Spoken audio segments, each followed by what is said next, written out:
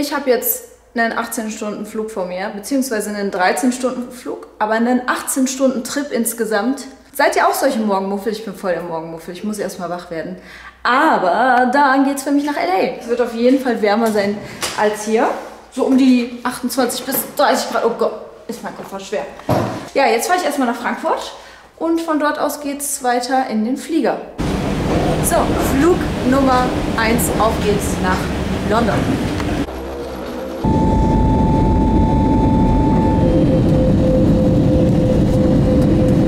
Das erste Mal in London, yay! Aber ich sehe leider nur den Flughafen. Und was mache ich eigentlich in LA? Ich bin zusammen da mit Ford. Ich habe eine Kooperation mit Ford. Die stellen da ein neues Auto vor. Und wir machen noch so ein paar Sachen drumherum. Das werde ich euch natürlich alles zeigen. So, es geht die Treppe hoch im Flugzeug. Ich sitze immer am liebsten oben, da sind weniger Plätze.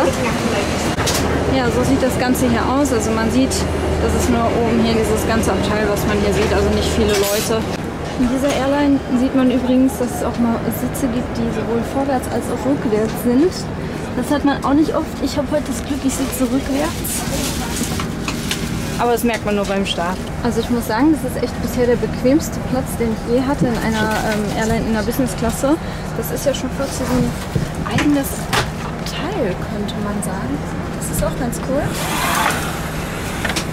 Wenn man keinen Bock hat, seinem Gegenüber hier ins Gesicht zu gucken. Schön für Beinfreiheit. Ich habe jetzt über 11 Stunden Flug vor mir und dann ist es ca. 16:30 Uhr, wenn ich in Los Angeles ankomme. Das wird ganz schön heavy, weil in Deutschland ist es dann schon spät abends oder ich glaube sogar nachts. Und man darf dann auf jeden Fall nicht schlafen gehen, sondern man muss das durchziehen und wach bleiben. Ich bin mal gespannt, ob ich das schaffe.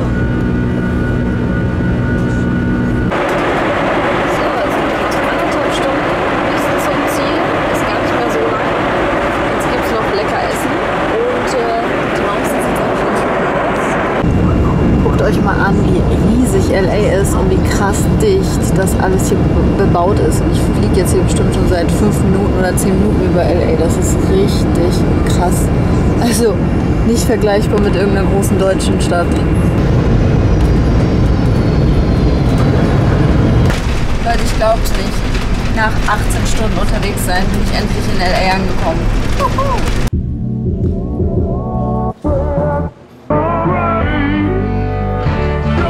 So, los geht's zum Hotel.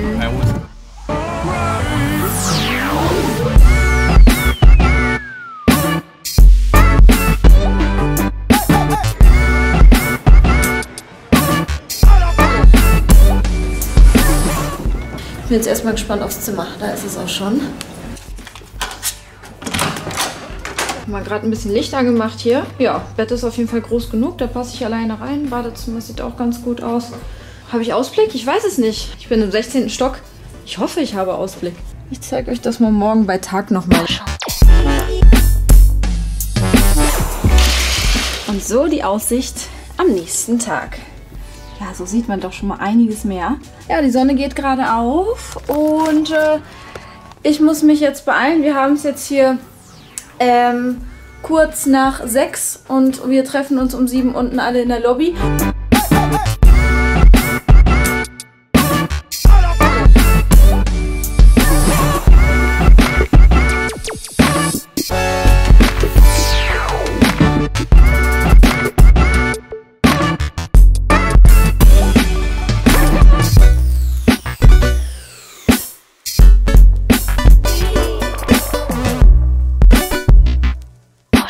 So, wir hatten jetzt einen kleinen Pressetrip mit Ford.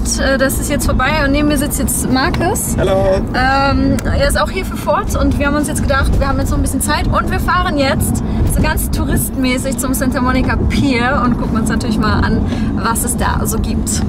Es ist super warm, also wir haben bestimmt 28 Grad und wir sind da. Da geht's los zum Santa Monica Pier und die Palmen und das Wasser. Ich fühle mich wie im Urlaub, Leute.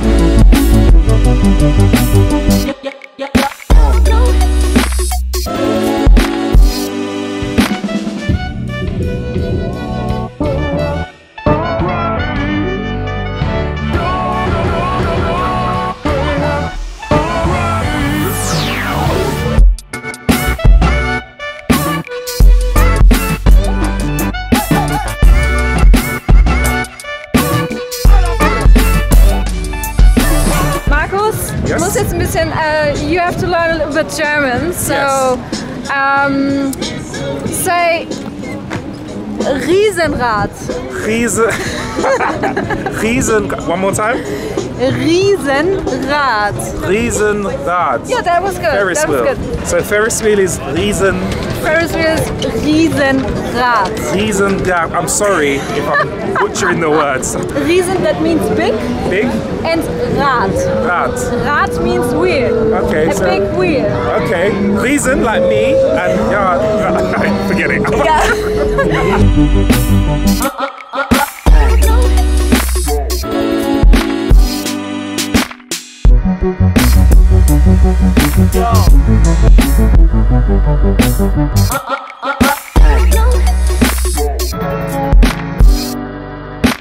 Übrigens hier die ganze Promenade. Wir sind jetzt gefühlte 5 Kilometer gelaufen. Man kann hier alles kaufen. Weed, man kann sich Tattoos machen lassen. Man kann alles, was das Herz begehrt, ja.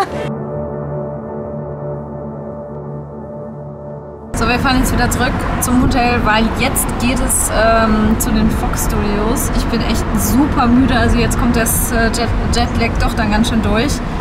Zu Hause ist es jetzt eigentlich die Zeit, wo ich ins Bett gehe. Und hier haben wir gerade mal 14 Uhr und ich komme mir vor, als wenn dieser Tag irgendwie schon 24 Stunden lang wäre. Also echt unglaublich. Und da vorne fährt übrigens ein schöner Huracan Performante. Ach ja, herrlich. Da muss ich an meinen R8 denken, wenn ich diesen Sound höre. Ja, wunderbar. Wunderbar. Ja? Das ist gut, ja? Ja, das ist gut. Ich habe relativ spät angefangen mit Reisen. Ja, das ging bei mir eigentlich erst so los durch diese ganze YouTube-Geschichte tatsächlich. Ich spreche erst seit 3-4 Jahren überhaupt Englisch. Also ich habe vorher so gut wie kein Wort Englisch gesprochen. Und ich hätte nie gedacht vor 3-4 Jahren, dass ich halt irgendwann mal alleine nach LA fliege. Ich mache mir jetzt fertig fürs Essen. Da ist Fox Studios. Es ist leider schon dunkel, viel kann man nicht sehen. Hier seht ihr so typische amerikanische Häuser, die man oft so in Filmen sieht, mit diesen Feuerleitern oder wie heißen die Dinger? Scheint ein Drehplatz hier zu sein. Echt voll cool, also die haben hier einfach mal so einen Häuserblock nachgebaut. Und wer sich jetzt denkt, ah, die haben sich aber Mühe gegeben, schauen wir doch mal hinter die Kulissen. Tada! Alles nur Pappmaché. Haben tatsächlich einfach nur so eine Front hingestellt. Das ist ja schon echt witzig. So, auf welchem steht denn mein Name hier drauf? Jetzt gibt es hier was zu essen. Also heute auf diesem Trip ist das echt mal ein absoluter Ausnahmefall, dass man mal Zeit hat, sich irgendwas hier anzusehen oder irgendwas anderes zu machen, außer zu arbeiten. Jetzt gehen wir noch ein bisschen an die Bar auf einen Drink und dann gehe ich auch wieder aufs Zimmer, weil Jetlag macht mir immer noch so ein bisschen zu schaffen. Ich schaue gleich noch einen Netflix-Film und morgen geht es dann weiter. So, nächster Tag und jetzt geht es hier erstmal zum Frühstück. Und das wollte ich euch auch mal zeigen. Das sieht hier echt mega cool aus. Wir frühstücken auf der 3. Etage. Draußen. So sieht das Ganze hier aus. Voll schön. Und Leute, es ist echt schon super warm. Ich habe mir lange Ärmel angezogen, weil ich dachte, es ist voll kalt draußen. Ich hole mir jetzt hier erstmal was Leckeres am Buffet. Jetzt haben die noch das Feuer da auf dem Wasser angemacht. Sieht noch cooler aus.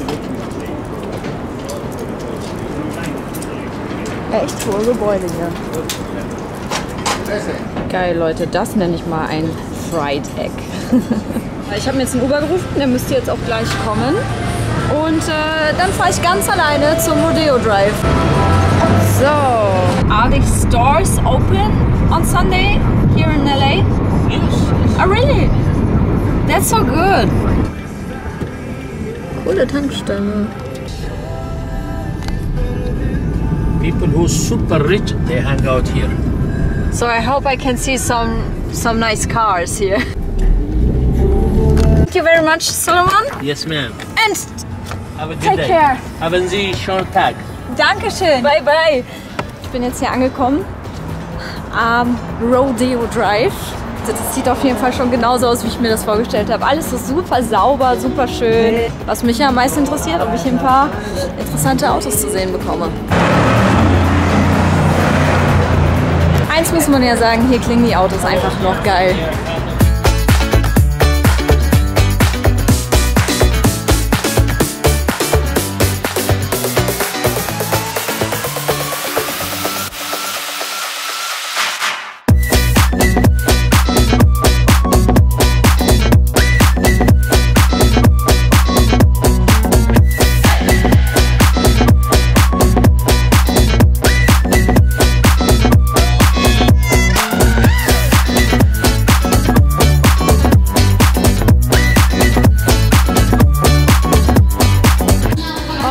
Ich bin so traurig, weil ich würde am liebsten jetzt shoppen gehen. Aber ich muss ja gleich schon wieder zurück. Und ich habe keinen Platz mehr in meinem Koffer. Wisst ihr, was noch total komisch ist? Die spielen hier überall Weihnachtsmusik auf der Straße. Überall ist Weihnachtsdekoration, ja. Und ich renne hier im Kleid rum bei 30 Grad und es läuft die ganze Zeit Jingle Bells, Jingle Bells. Es ist ein bisschen seltsam. Aber was ich wirklich sagen muss, Leute, also da muss ich immer die USA hochloben, das ist mir so oft aufgefallen. Die Leute sind super aufgeschlossen und nett. Weißt du, es kommen einfach Leute mitten auf der Straße zu mir an und sagen, oh, ich liebe dein Kleid, oh, ich liebe deine Tasche. Und in Deutschland würden dich die Menschen seltsam angucken, wenn du einfach so eine wildfremde Person ansprichst und ihr sagst, dass du sie irgendwie hübsch findest oder ihre Klamotten hübsch findest. Und die sind hier einfach so, die sagen halt frei heraus so direkt, was sie denken oder was sie von einem halten so, und ich finde das halt super. Ich finde das total toll. Ich finde, es sollte bei uns auch mehr so sein, dass die Leute einfach mal auch ein bisschen aufgeschlossener wären. Ich hatte auch gehofft, dass irgendwie so ein bisschen mehr Remi-Demi hier ist, was so Autos angeht. Vielleicht liegt das daran, weil wir halt Sonntag haben, obwohl die Geschäfte ja aufhaben, aber vielleicht bleiben die Amerikaner sonntags einfach lieber zu Hause. Das ist so schön hier, wie man das echt aus Filmen kennt. Also diese kleinen Bungalow-Häuschen, gepflegte Vorgärten. Ja, genau wie aus den amerikanischen Filmen. So, heute ist der nächste Tag und was wir hier heute erleben, das zeige ich euch in Teil 2. Das bedarf eines extra Videos. Also, abonnieren nicht vergessen und unbedingt den nächsten Teil von meiner LA-Reise schauen. Bis zum nächsten Mal. Ciao!